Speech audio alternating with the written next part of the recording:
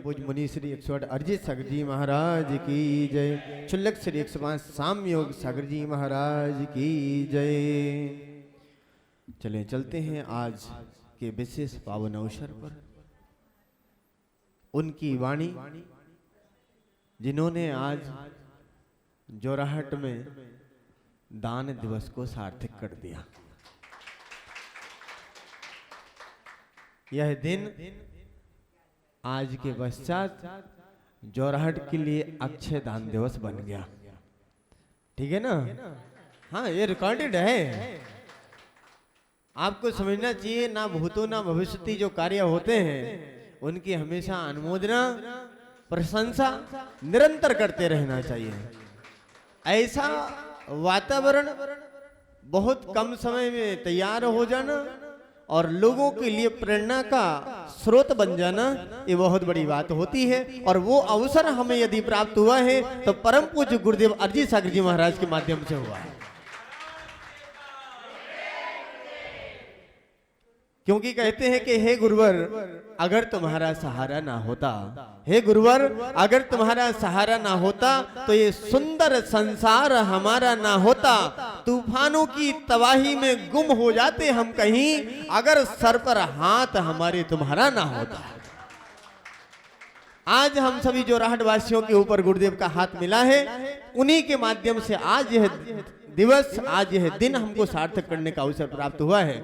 और इस पावन अवसर में जिन्होंने 4 चांद लगा दिए, ऐसा व्यक्तित्व भी हमारे बीच में विराजमान है और वो नलवाड़ी धरा से हमारे बीच में पधारे हैं। श्रीमान विजय कुमार जी, पूनम जी सेठी, दोनों महानुभावों से सर्वप्रथम निवेदन करूंगा आप आए और दीप प्रज्वलन करके इस सभा का शुभारंभ करेंगे। श्रीमान विजय कुमार जी, पूनम जी सेठी, नलवाड़ी। आप दीप्ति करं शुभ दीपकम सकल लोक सुखा कर मोज्वलम तिमिरे जाल हरम प्रकरम सदा किल धरामि सुमंगलिकम मुदा। और इसी के साथ में इस सभा का मंगल आचरण यानी मंगलाचरण करने के लिए हमारे बीच में पधार रही हैं श्रीमती पूनम जी सेठी हमारे बीच में हैं। आप पधारें और सभा का मंगलाचरण करेंगी। जी बोलो 108 पट्टाचार्य श्री विशुद्ध सागर जी महाराज की। जी बोलो 108 श्रमण बनी श्री अरिजीत सागर जी महाराज की। क्षुल्लक श्री महाराज की जय। गुरुवर जब मेरे साथ है मुझको डरने की क्या बात है। गुरुवर जब मेरे साथ है मुझको डरने की क्या बात है। इनके होते कोई कुछ कहे बोलो किसकी ये औकात है। गुरुवर जब मेरे साथ है मुझको डरने की क्या बात है। छाई काली घटाए तो क्या इनकी छतरी के नीचे हूँ मैं। ला ला ला ला ला ला ला ला ला ला ला ला ला। छाई काली घटाए तो क्या इनकी छतरी के नीचे हूँ मैं। आगे आगे ये चलते मेरे मेरे मालिक के पीछे हूँ मैं। इन्ने पकड़ा मेरा हाथ है मुझको डरने की क्या बात है। गुरुवर जब मेरे साथ है मुझको डरने की क्या बात है। 2 लाइन आप लोग के लिए गाना चाहूँगी। आज का आपको जो ये माहौल मिला है ये आपके लिए बहुत लकी बोल सकते हैं कि आप लोग बहुत तकदीर वाले हैं कि आज आपके सानिध्य मतलब महाराज जी के सानिध्य में आपको आज का ये दिवस आपको मिला। 2 लाइन उसके लिए। अरे भाई बहनों जयकारा लगाओ, अरे भाई बहनों जयकारा लगाओ, ये पावन दिवस से आज यहाँ आ गया है, कि पावन दिवस से आज यहाँ आ गया है। अरिजीत सागर यहाँ पर आए, अरिजीत सागर यहाँ पर आए, आप का पुण्य उदय आ गया है, आप का पुण्य उदय आ गया है। तो जो राठ वालों शोर मचाओ, आप का पुण्य उदय आ गया है, आप का पुण्य उदय आ गया है। जयकारा महाराज की, नमस्ते महाराज जी। जयकारा गुरुदेव का। चलिएगा, अपने दोनों हाथों को श्रीफल की आकृति प्रदान करते हुए गुरुदेव के श्री चरणों में निवेदन करेंगे। हे गुरुदेव, हम सभी को इस पावन अवसर पर अपनी मंगलमयी से कृतार्थ करें। हे गुरुदेव, नमोस्तु नमोस्तु नमोस्तु गुरुदेव।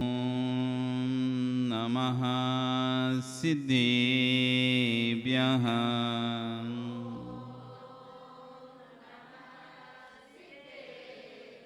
ओम नमः सिद्धेभ्यः।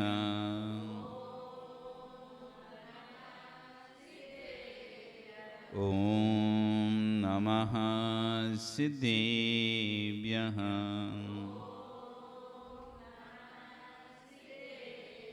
तेरी अड़ी खगड़ाए रुतारी मोह सैर सिर हो आयरी राओ पसियो परवादिनियो भव्य जी लोए।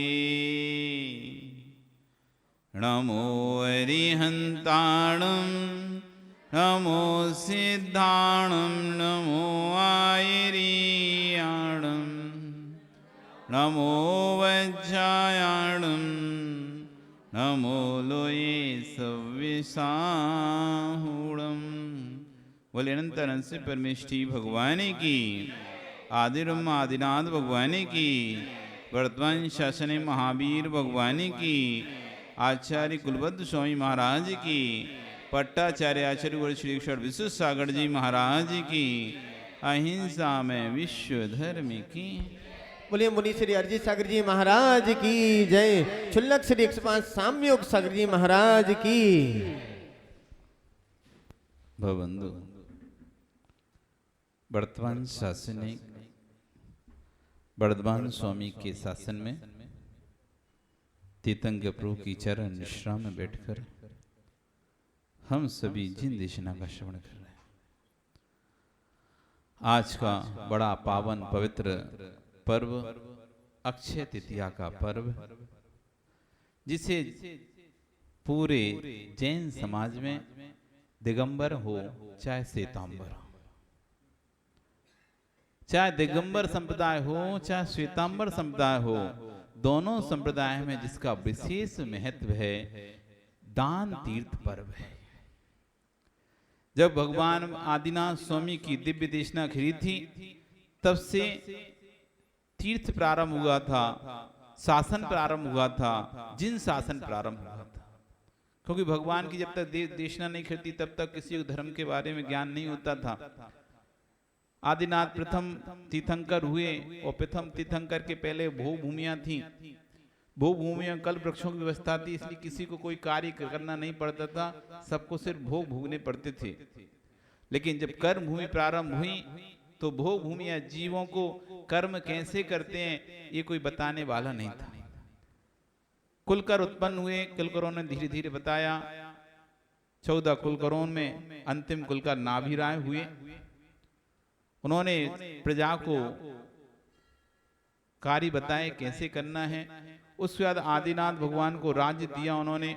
नाभिराय स्वामी ने अपने पुत्र आदिनाथ को राय दिया, और राय देने के बाद जब सभाजन प्रजाजन नाभिराय के पास आई तो उन्होंने कहा आप ऋषभ देव के पास जाइए। ऋषभ देव ही आपको आगे की व्यवस्था बताएंगे।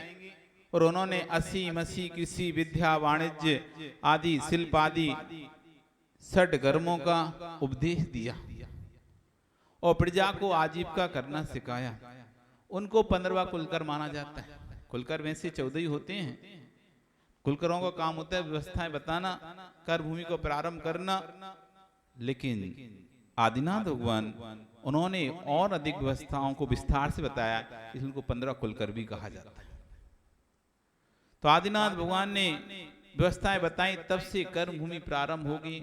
लोग कर्म कर कर अपना आजीविका चलाना प्रारंभ कर दिए। लेकिन धर्म का ज्ञान अभी भी किसी को नहीं था। धर्म का ज्ञान किसी को नहीं था। आदिनाथ भगवान बैराग को प्राप्त हुए। 84 लाख वर्ष पूर्व की आयु थी। 83 लाख वर्ष भोगों में निकल गए उनके। 1 लाख वर्ष पूर्व जब शेष बचा, तब उनको बोध हुआ कि नहीं, कल्याण करना चाहिए। और बैराग को प्राप्त हुए और उन्होंने दीक्षा ले ली। दीक्षा लेकर मौन हो गए। अब किसी ने धर्म तो कभी जाना ही नहीं था, धर्म कभी सुना ही नहीं था।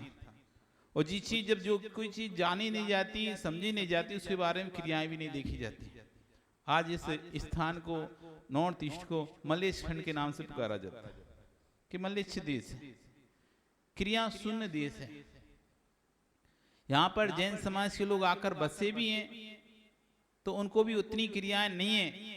कदाचित क्वचित कुछ लोगों को थोड़े बहुत आता है, तो वो भी जैसा आता है वो उसी को ही। जब किसी को कुछ नहीं आता, जो आता है ना वही राजा होता है। हाँ, जब कुछ नहीं आता, एक क्या होगा, एक गांव में बच्चों सारे कोई जानने वाला कोई नहीं था, तो वहां एक व्यक्ति थोड़ा समझदार था। तो उसके पास सभी लोग अपनी जब भी कोई समस्या होती थी लेके पहुंचते थे। थोड़ा समझदार था, 1 क्लास पढ़ा होगा, समझ लो। तो 1 क्लास पढ़ने पे समझदार। पहले तो इतनी पढ़ी थी, 1 क्लास 2 क्लास 3 क्लास हो गई, बहुत बड़े, मतलब कॉलेज जैसी पढ़ाई हो गई 3 क्लास में। तो अनपढ़ों में 1 क्लास पढ़ने वाला बड़ा कहलाता था। फिर जिसने 2 पढ़ ली और 3 पढ़ ली, फिर तो भैया 3 में तो ऐसे खाते वही कर देते जो आजकल के सीए ना कर पाए। सीए फेल हो जाए, वो हाथों पे, उसने तो कैलकुलेट, हाथों पे ऐसे उंगली कट ये वो पूछ लो इनसे। जेब में 4 पेन घुसे लगा देते। क्या नाम भैया का? विमल जी। बोले महाराज जी मेरी जेब में 5-6 पेन तो रहते, तो हमने 1 पेन और दे दी, 7 और रख ली। हमारी आजीविका हमारा आजीविका यही है, पेन का ही काम है। क्या करते हो कि हम लेखा, अब तो कंप्यूटर आ गए ना। तो बोले महाराज कच्चा तो अभी भी चलेगा, कितने कंप्यूटर आ जाए, कच्चे का काम का क्या होगा, वो तो खास ही करना पड़ेगा कच्चे काम, उसे तो कंप्यूटर में एंट्री नहीं करना मिलता। इसलिए हमारा काम कभी खत्म नहीं होगा। बहुत बढ़िया। तो अब थोड़ा सा पढ़ा लिखा था तो लोग, पूरे गांव के लोग उसी के पास जाते थे। उसका नाम था लाल भुजक्कड़ चाचा। क्या नाम था उसका? लाल भुजक्कड़। भुजक्कड़ मतलब होता है सूझबूझ करने, मतलब पहली सुलझाने वाला, है ना। भुजेरा बात समझाने वाले कुछ। हाँ, तो उसका नाम था लाल भुजक्कड़ चाचा। सभी लोग, कोई भी कुछ होता था, कुछ भी थोड़ा बहुत होता, उसके पास पहुंच जाते, तो वो अपनी जो बताता था लोग सब वो सही मान लेते थे। एक बार क्या हुआ, गांव में से हाथी निकल गया। लेकिन आज तक हाथी किसी ने देखा ही नहीं था गांव में किसी ने। अब रात्रि के अंधेरे में हाथी निकला, और हाथी कभी किसी ने कोई देखा नहीं, तो पता ही नहीं कि हाथी क्या चीज होती है। सुबह जब सब लोग उठे तो हाथी के पंजे के पैर के निशान दिखे। अब ऐसे बड़े बड़े गोल गोल निशान, ये कौन सा जानवर है? उन्होंने कुत्ते को देखा, कुत्ते के भी नहीं है। बिल्ली को देखा, बिल्ली के भी नहीं है। अब गाय बैल भैंस बकरी सबको देखा, लेकिन कोई के निशान नहीं। इतने बड़े तो, इतना बड़ा पैर तो किसी के नहीं होता। कभी उन्होंने हाथी देखा नहीं हो। जितने जानवर देखे, सिर्फ हाथी के अलावा कोई और जानवर कोई ऐसा है ही नहीं जिसके इतने बड़े पैर हो सके। अब उनकी तो दिमाग ही नहीं चढ़ रहा, कौन सा जानवर निकला यहां से। तो क्या हुआ रात में अचानक ऐसे निशान किसके हो गए। अब जब किसी को नहीं सूझा तो चलो कहां पे, लाल भुजक्कड़ चाचा के पास। तो लाल भुजक्कड़ चाचा के पास पहुंचे। उनसे पूछा गया किसके निशान है। अब वो अपना लेके आ गए लेंस, देखा, खूब खोजबीन करी, उन्हें भी नहीं पता काहे निशान है। अब लेकिन इज्जत वाली बात है ना, अब होता है ऐसे ही होता है समाज में, कई लोगों के पास होते हैं, कुछ लोग ज्ञानी कहलाने लगते हैं, कुछ विद्वान ऐसे कहलाने लगते हैं, रोज पूजन करते, रोज स्वाध्याय करते करते लोग उनको कहते हैं ये वो तो बड़ा धर्माते, तो बड़ा जानता है। अब कुछ भी होते तो उससे पूछे, अब उसे नहीं भी आता तो ये नहीं कह पाता नहीं आता, कुछ भी बता देता चल।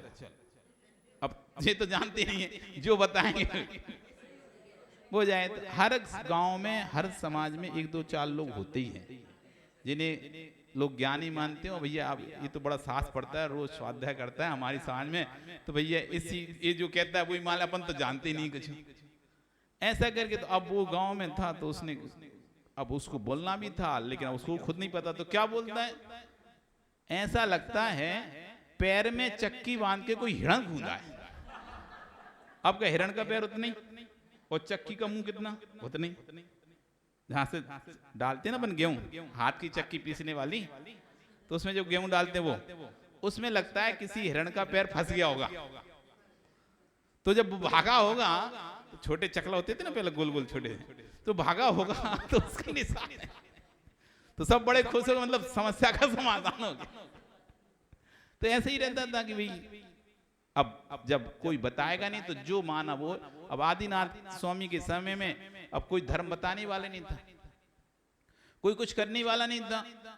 आदिनाथ स्वामी ने ले ली दीक्षा, और तीर्थंकरों का नियम होता है दीक्षा लेने के बाद मौन हो जाते हैं, क्योंकि कल ही हमने बताया था कि जो भी बोलेंगे हम वो पूर्ण सत्य नहीं होगा, क्योंकि हमारा ज्ञान छद्मस्त ज्ञान है, हमारा ज्ञान छद्मस्त ज्ञान है, मतिशुद्ध ज्ञान छद्मस्त ज्ञान है, अवधि मना पर्याप्त एक देश प्रत्यक्ष ज्ञान है, पूर्ण प्रत्यक्ष ज्ञान वो भी नहीं है। जबकि तीर्थंकर को जन्म से अवधि ज्ञान, मतिशुद्ध अवधि ज्ञान रहते हैं, और जैसी दीक्षा लेते हैं तुरंत मन पर्याय ज्ञान भी हो जाता है।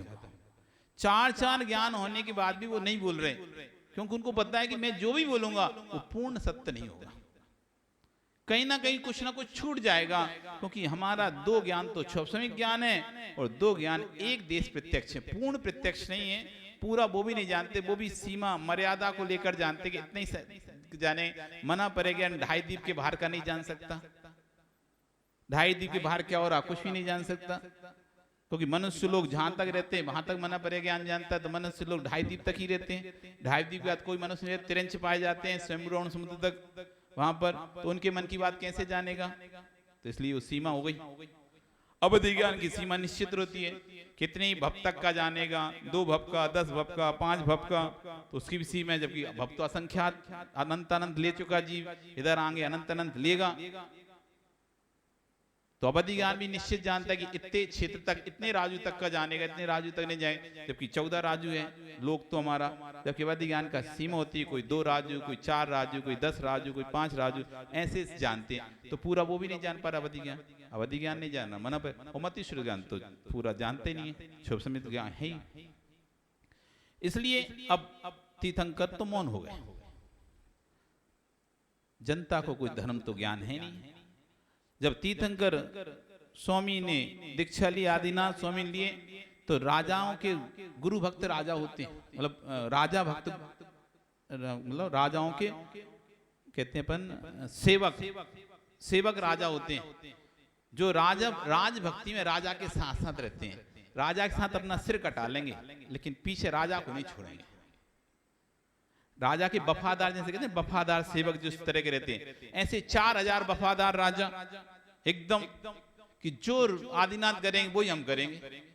वो यदि कुआं में खूंदेंगे तो हम भी कुआं में खूंदेंगे, वे पर्वत से खूंदेंगे तो हम भी पर्वत से खूंदेंगे, वो नदी में डूबेंगे तो हम भी नदी में। उन्होंने कपड़े उतार फेंक दिए, उन्होंने कपड़े उतार फेंक दिए, उन्होंने अपने केस निकाल के फेंक दिए, तो 4000 राजाओं ने अपने केस निकाल के फेंक दिए। बिल्कुल जो हमारा से स्वामी करेगा हम वैसे ही करेंगे, और स्वामी को छोड़ के नहीं जाएंगे। ऐसे स्वामी भक्त 4000 राजा आदिनाथ स्वामी के साथ चले।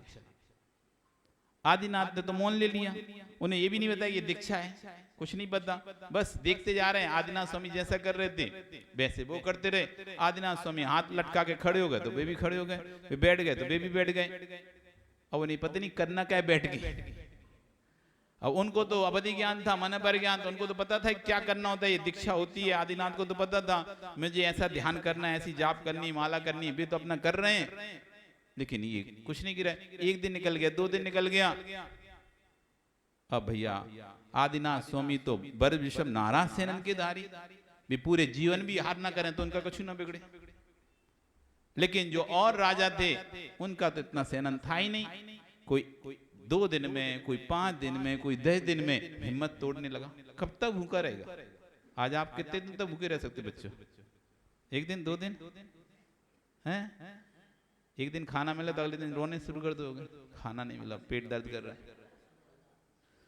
ठीक है, कोई 4 दिन रहा, कोई 10 दिन रहा, कोई 15 दिन रहा, लेकिन अब भूख से आकुल व्याकुल होने लगे। सब आदिनाथ स्वामी के पास पहुंचे। क्या करना है भगवान, क्या करना है स्वामी?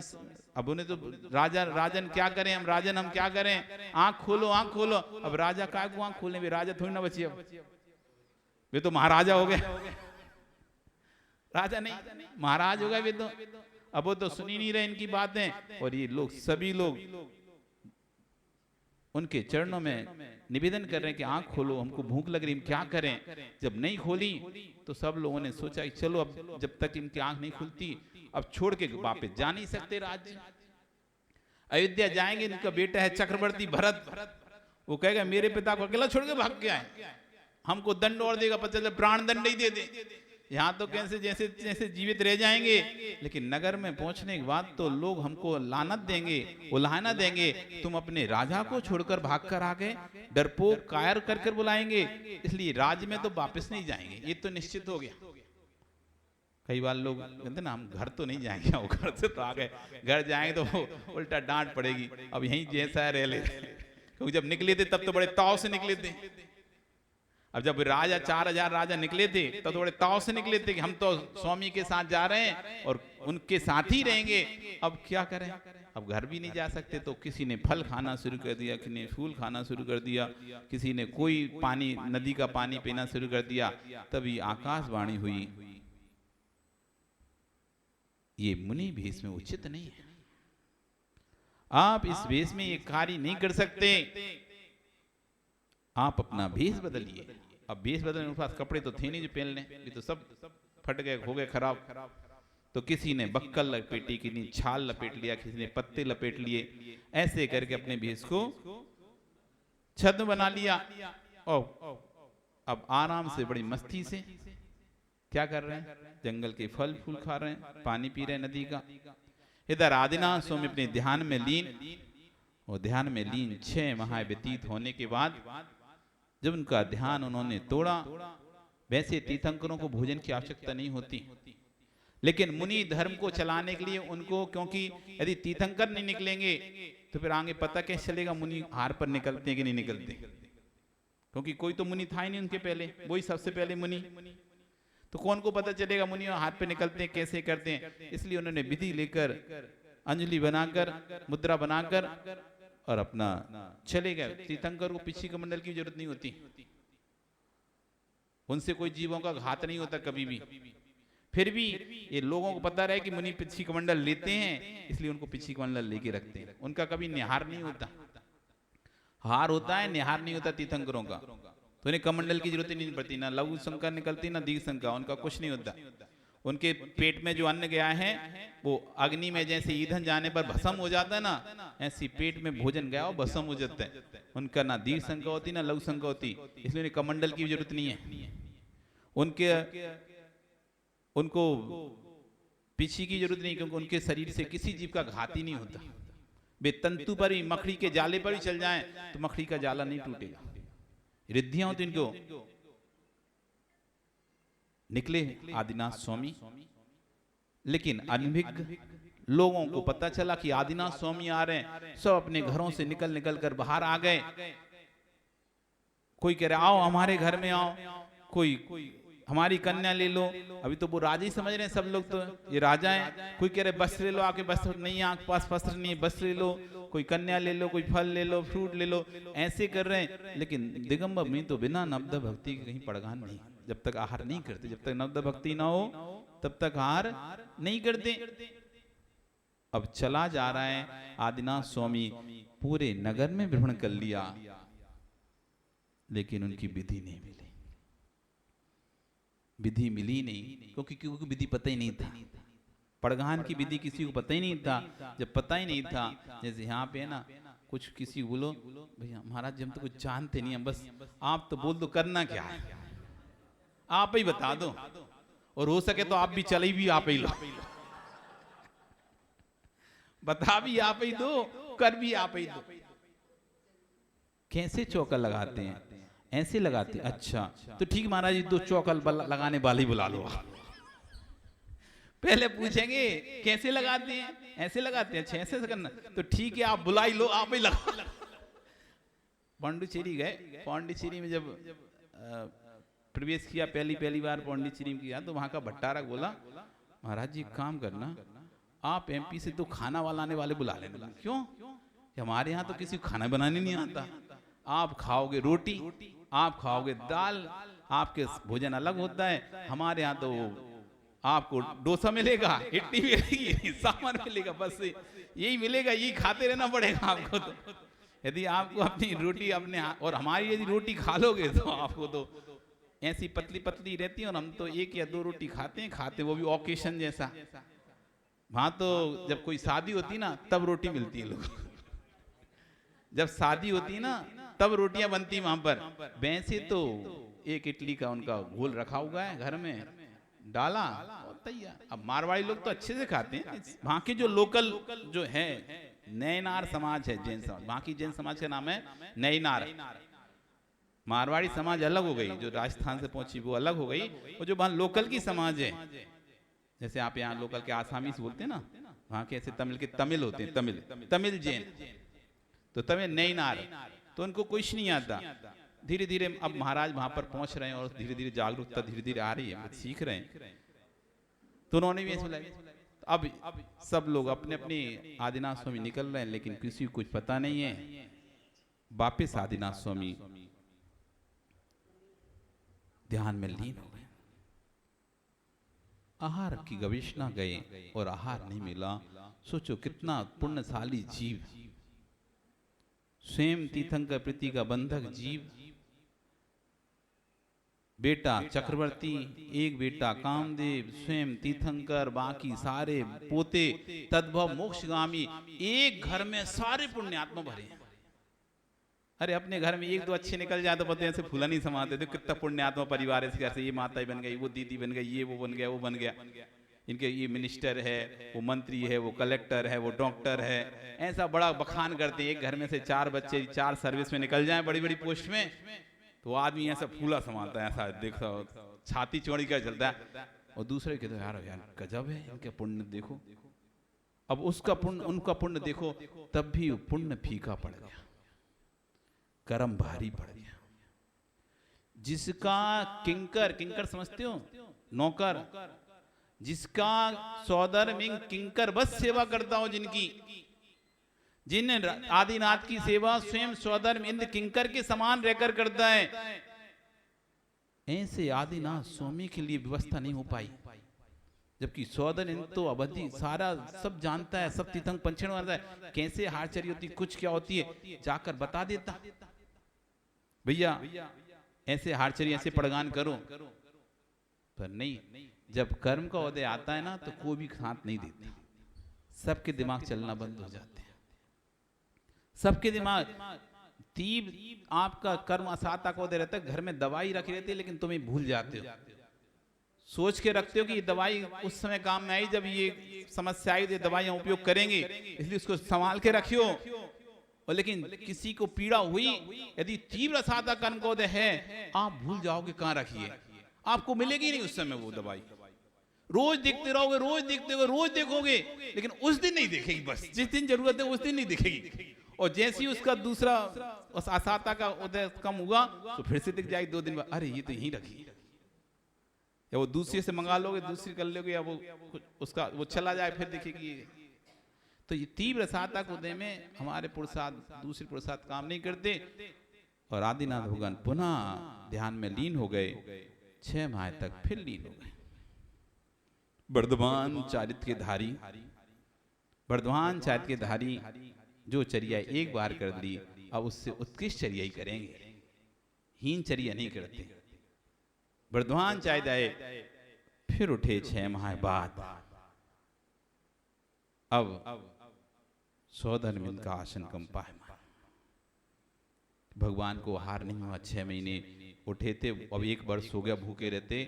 तुरंत राजा सोम और राजा श्रेयांश को सपना देते हैं, उनको याद दिलाते हैं, तुम पहले इस पर्याय में ऐसे महाराजों का पड़गान करते थे और ऐसे आहार देते थे। सुबह उठकर वो अपने सपने को फल समझते हैं और आज उनको बोध हो जाता है कि कैसे पड़गान करना। इधर आदिनाथ स्वामी भी आहार की गवेषणा के लिए निकलते हैं और राजा सोम श्रेयांश अपने द्वार पर द्वारापेक्षण करते हैं। चौक पूर कर, जैसे आप लोगों ने आज चौक पूरी ना, कितने सुंदर चौक, सब लोगों बहुत अच्छे अच्छे चौक थे। हमको तो कंफ्यूजन होने कैसे किसको नंबर दें। हम 4 बार तो वीडियो देख लिए, कौन का दें, फर्स्ट किसे करें, सेकंड किसे करें, थर्ड किसे करें, सभी अच्छे लग रहे हैं हमको। अब भैया फिर भी हम कर देंगे, पर ऐसे मान के चलना जिसका नैवी किया ना, हमको सबके बहुत अच्छे लगे। इतना अच्छा चौक पूरा आप लोगों ने और बहुत दिल से आप लोगों ने उसको किया। बहुत सुंदर रंगोली लग रही थी सबकी, और मुख्य रंगोली जो समाज में वो तो बहुत बड़ी अच्छी सुंदर थी, उसके लिए भी आप लोग बहुत आशीर्वाद। सब लोगों ने वहां पर राजा सोम श्रेयांश ने द्वार पर चौक पूरा।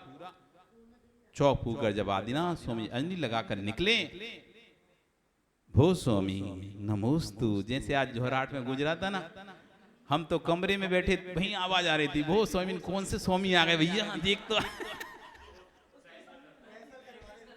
मैंने कि हम तो यहाँ बैठे हैं, कोई और स्वामी तो नहीं आ गए। तो भो स्वामी नमोस्तु नमोस्तु नमोस्तु, दूर से ही देखकर भो स्वामी नमोस्तु नमोस्तु। आचार्यवन कहते हैं जो विशुद्धि, जो परिणामों की विशुद्धि आहार चर्या के समय होती है, वैसे परिणाम विधि पूरे दिन भर में कभी नहीं होती। श्रावक के अंदर जो परिणामों की विशुद्धि आहार चर्या के समय आती है, ऐसी विशुद्धि नहीं होती। वो महाराज पास में आए और ऐसा लगता है बस आ ही रहे और फिर आगे निकल जाए। कैसा लगता है? वैसे ही लगता है जैसे झूले पर, कभी झूला झूले तो झूले पर जब ऊपर जाता ना मजा आया, लेकिन जैसे ऊपर से नीचे आता ना हालत खराब हो जाती है, हाँ धक धक होने लगती है। ऐसे ही महाराज जब पास में आते अच्छा लगता है, आ रहे हैं वो फिर आगे निकल जाता है, अरे गए। तो आचार्य जो विशुद्धि, जो परिणाम आहार चर्या में होते हैं, वो परिणाम पूरे दिन भर में कभी नहीं होते। इसलिए आहार देते रहना चाहिए। आहार के समय परिणाम विशुद्धि अलग ही होती है। और फिर जो व्यक्ति अपना चौक पूर कर, अपना चौका लगाकर आहार देता है, उसके परिणामों की जांच विचार कह रहे, विशुद्धि को आप गणना भी नहीं कर सकते, उसके पुण्य की आप गणना भी नहीं कर सकते। जो स्वयं अपना भोजन बनाकर साधु को आहार देता, उसका पुण्य वर्णनीय नहीं है, वर्णन नहीं किया जा सकता उसके पुण्य का। इतना तीर पुण्य का बंद करता है, 7 से बंद कर। राजा सोम श्रेयांश पड़गान करते हैं, भो स्वामी नमोस्तु नमोस्तु नमोस्तु, आत्रो आत्रो आत्रो, तिष्ठो तिष्ठो तिष्ठो, मन शुद्धि, वचन शुद्धि, काय शुद्धि, आहार जल शुद्ध। और आदिनाथ भगवान उसी स्थान पर रुक जाते हैं। पड़गान हो जाता है, परिक्रमा लग जाती है, महल में ले जाया जाता है, उच्चासन में विराजमान किया जाता है, पाद प्रक्षालन किया जाता है, पूजन की जाती है। भो स्वामी मन शुद्धि, वचन शुद्धि, काय शुद्धि, आहार जल शुद्ध है, स्वामी आहार ग्रहण कीजिए। और जैसी आदिनाथ स्वामी अपनी मुद्रा छोड़ते हैं, अंजलि बनाते हैं, और जैसी राजा श्रेयांश पहला ग्रास इक्षु रस का देता है, इक्षु रस का पहली अंजलि में भरता है, ऊपर से आकाशवाणी धन्य दाता धन्य पात्र, धन्य दाता धन्य पात्र। आकाशवाणी होने लगती है, रत्न वृष्टि होने लगती है, पंच आश्चर्य होने लगते हैं, सुगंधित स्पंद मंद पवन बहने लगती है। देखो तो रोम रोम उठने, कंधों तक वृष्टि होने लगती है। तब से दान तीर्थ प्रारंभ हो जाता है। ये वो आज का दिन था। कौन सा दिन है आज? बैसाख जेठ, बैसाख शुक्ला तृतीया। ये आज का दिन था जब आदिनाथ स्वामी ने पहला अंजलि में किसी दिगंबर इस सृष्टि के प्रारंभ से लिख के, इस सृष्टि के प्रारंभ में किसी पहले दिगंबर ने सबसे पहले एक अंजलि में आहार ग्रहण किया था। ये दान तीर्थ पर्व अक्षय, क्योंकि भगवान आदिनाथ स्वामी ने जैसे ही आहार किया और वहां पर अक्षीण महारस वृद्धि प्रकट हो गई।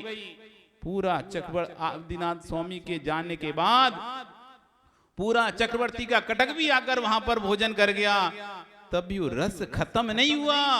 उस दिन छह को प्राप्त नहीं हुआ। इसलिए आज की तिथि को अक्षय, कभी क्षय ही नहीं होगा, इसलिए इसको बिना सोदा मुहूर्त कहते हैं। इस दिन दान भी प्रारंभ हुआ था, इसलिए इस दिन कोई मुहूर्त जो भी अच्छा काम करना है आज के दिन कर ले, इसलिए इसका नाम है अक्षय। छह को प्राप्त न, ऐसी तृतीया तीज, अक्षय तृतीया दान तीर्थ पर्व, जो कि आज जोहराट में बड़े उत्साह के साथ पूरे, जब से आप लोग यहाँ रह रहे हो 50 साल से, तब से आज पहली बार आपने मनाया। 50 साल 60 साल, क्योंकि संगम साधु आए हैं तो कभी आगे आए तो कभी पीछे आए, पर इस समय जिस समय अक्षय तृतीया पड़ती है उस समय कभी कोई साधु यहाँ पर रहा ही नहीं है। साधु तो आए, ऐसा नहीं कि साधु यहाँ नहीं जाए, आए, लेकिन जब अक्षय तृतीया थी तब कोई नहीं था। कोई नहीं था यहाँ पर अक्षय तृतीया में, यहाँ नहीं था, कहीं और था, यहाँ नहीं था कहीं और। लेकिन आज आपके इतिहास बन गया कि हमारे यहाँ अक्षय तृतीया में दिगंबर विराज के पूरी जोहराट समाज ने चाहते तो 2-4 लोग भी पड़ जाते और हो जाते हार, लेकिन सबसे काबिले तारीफ है यहाँ के महिला मंडल की।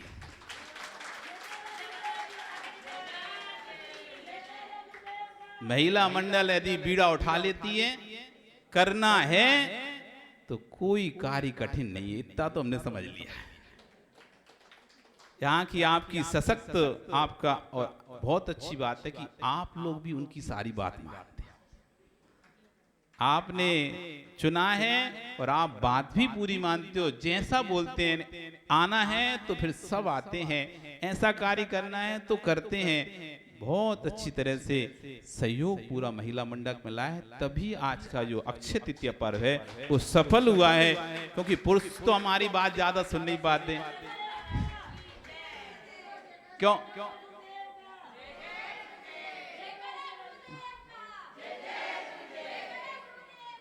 पुरुष तो गिने चुने आते हैं, अभी क्या वहां तक हमारी बात पहुंचती नहीं है पुरुषों तक, क्योंकि गिने चुने आते हैं। अब उन तक कैसे पहुंचाएं? तो सबसे बढ़िया सूचना तंत्र आप हमारी जो भी बात हमको उन तक पहुंचानी है, तो उनको कैसे बोले? वो तो प्रवचन में आए तब तो उनसे बोले, भैया वृत्ति में आए तो बोले, अभिषेक में आए तो बोले। ना अभिषेक में पूरे दिखते, ना भैया वृत्ति में दिखते, ना प्रवचन दिखते। अब आप ही अभिषेक में दिखते हो, आप ही प्रवचन में दिखते हो, तो आप कोई बोल देते भैया ये सूचना पहुंचा दो। आपका सूचना से इतना सशक्त है, आप ऐसे पहुंचाते, देखो दौड़े दौड़े यहाँ सब आ गए। जबकि लोग कहते दुकान खुली रहेंगी, दुकान खुली में भी देखो ओ संतोष जी दोनों बाप बेटे आ, वैसे रोज एक रहता, एक बैठेगा एक ही आएगा, लेकिन आज तो 2 ही थे। ये आपका ही एक जज्बा, जब व्यक्ति ठान ले करने का तो क्या नहीं कर सकता। और ऐसे ही प्रशस्त वातावरण यदि समाज में बना रहता है तो समाज में आनंद आता है। खींचातानी चले तो आनंद नहीं आता, खींचातानी से खींचला बन जाता है। इसलिए आनंद तभी आता है जब समाज हर कार्यक्रम में ऐसी अपनी सहभागिता। अब एक कार्यक्रम और 4 तारीख का आप लोगों को हमने बता दिया, एक भी पुरुष नहीं रहना चाहिए, लेके आओ उनको। भैया गुरु के हाथों से ऐसा संस्कार कहाँ मिलेगा? लोग तो तरसते हैं लाखों लाख रुपए गुरु के हाथों से एक धागा लेने के लिए उनके ये रखें लाखों रुपए, आप बस एक धागा बांध दो हमारे हाथ पे, आपके हाथ से मंत्रित एक धागा मिल जाए, लोग उसके लिए तरसते हैं कि गुरु एक मंत्रित धागा दे दे। कभी पंचकर्णक आदि कार्य होते हैं ना, तो पंडित जी लोग धागा बांधते हैं, यदि कोई साधु बांध ले तो साहब नहीं हम तो महाराज जी से बनवाएंगे। कहाँ सौभाग्य, पंडित जी से बनवाते रहते हैं हर कार्यक्रम में, लेकिन ये कार्यक्रम ऐसा जिसमें महाराज जी से बनवाएंगे। तो ऐसा मौका अवसर आपके बेटे के पिता को मिलने वाला है कि वो उस दिन यदि आएंगे तो हमारे हाथों से पाएंगे। इसलिए बिल्कुल मत चूकना, बिल्कुल मत चूकना, कुछ भी हो जाए उनको साथ में लेके आना और सबको बोल देना, डरना नहीं। कोई नियम नहीं देंगे ऐसा जो उनको त्याग करना, नियम देंगे, ये नियम देंगे कि अपनी स्वेच्छा से जो त्याग करना है कर। किसी के लिए किसी प्रकार का बाउंडेशन नहीं होगा, आपने आराम से, इसलिए डरे नहीं कोई, नहीं तो लोग महाराज जी क्या छुड़वाओगे, क्या छुड़वाओगे, क्या छुड़वाओ, कुछ भी नहीं छुड़वाएंगे। हम नियम बताएंगे, जिसको जो लेना है ले लेना, नहीं लेना तो वापस रख देना। सही है ना, कोई ऐसा किसी को नहीं है कि लेना ही पड़ेगा नियम, आराम से अपना नियम ले नहीं ले। इसलिए सब पुरुषों को बोलो कि सब आए। ऐसे दान तीर्थ आज जोराट में मना, और आज देखो सबसे ज्यादा देर तक बोले हम, नहीं तो हम बंद कर देते 8 बजे करेक्ट, है ना। लेकिन आज हम तुम्हारे लिए नहीं, हम ये दान तीर्थ के लिए बोले, ये दान तीर्थ के लिए नहीं, हम आपकी जोराट समाज की उत्साह के लिए बोले कि ऐसा उत्साह जब जो भी माताजी महाराज यहाँ से गए होंगे ना, अगर उनके पास वीडियो जाए ना, वो जरूर सोचेंगे कि इतने लोग हैं कि जोराट में हाथ देने वाले, हमने तो कभी नहीं देखे। हम तो वहाँ महीना भर रह के आ गए, कोई कहे हम 15 दिन रह के आए, कोई कहे 20 दिन रह के आए, लेकिन हमने तो कभी इतना नहीं देखा। तो लेकिन आज इतना देखा है, जो हम वो वीडियो देख रहे, फोटो देख रहे थे, लग रहा था यदि ऐसा उत्साह रहे तो साधु को रहने का भी मन करता है। आज आपका समय हो गया, हमने बहुत अच्छे से आज दान तीर्थ भगवान आदिनाथ स्वामी के आहार के उपलक्ष्य में दान तीर्थ मनाया, और ऐसे ही मांगे अपने दान तीर्थ मनाते रहें, ऐसी मंगल भावना भाते रहें कि साधु जहां भी हो हम प्रत्यक्ष में उनको जाकर दान दें, प्रत्यक्ष में नहीं दे पाए तो परोक्ष में दान दें, परोक्ष में कोई भी सामग्री भेजकर उनको दान दें, उनके आहार दान में सहयोग कर कर उनको दान दें कि महाराज जी आप जहाँ भी हैं हमारा सहयोग आप तक पहुँचे, और इस सहयोग से आपके संघ की व्यवस्थाएँ चलें, हमारी तरफ से आहार दान व्यवस्था लगे, ऐसे उनकी संघ की व्यवस्था भी करेंगे, तब भी आपका अक्षय तृतीया पर्व संपन्न होगा। कहीं भी हों, किसी भी संघ में आप जाते हों, किसी माताजी महाराज से भी जुड़े हों, जहाँ भी जुड़े हों, आप उनको महाराज जी आज हम चाहते हैं हमारी जो धन राशि है आपके आहार दान आदि कार्यों में लगे, आपके बिहार आदि कार्यों में लगे, आप कहीं भी बिहार करें, कहीं जहाँ व्यवस्था ना बने तो ये हमारी राशि से उस व्यवस्था को बनाइए, और आगे आपका ऐसी निरंतर आहार विहार निर्विघ्न चलता रहे, ऐसी भावना भाकर आहार दान आदि देना चाहिए। इसी मंगल भावना से बोली भगवान महावीर स्वामी की। बोलिए।